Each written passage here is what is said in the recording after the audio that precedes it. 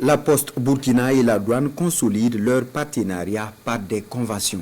Elles ont signé avant-hier à Ouagadougou 2 documents. Le premier pour officialiser leur partenariat et le second un protocole d'accord portant création d'un comité de contact entre les deux structures.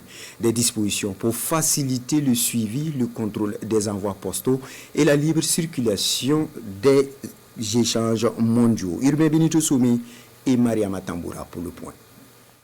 À travers cette signature de convention, la Poste Burkina et la Direction générale des douanes s'engagent à travailler de façon étroite pour faciliter la libre circulation des envois postaux. La convention prévoit la mise en place d'un comité de contact entre les deux entités chargé de vérifier les envois des colis et plis, d'accélérer les expéditions.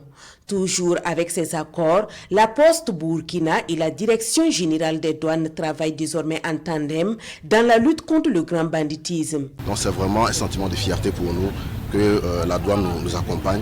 Son accompagnement est historique. Il faut dire qu'au niveau de la Poste, nous avons déjà le contrôle douanier postal qui nous accompagne depuis longtemps à Ouagadougou et à Bobo-Dioulasso.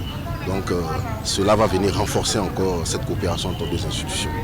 Les tendances en matière de criminalité évoluent. Il faut simplement s'adapter.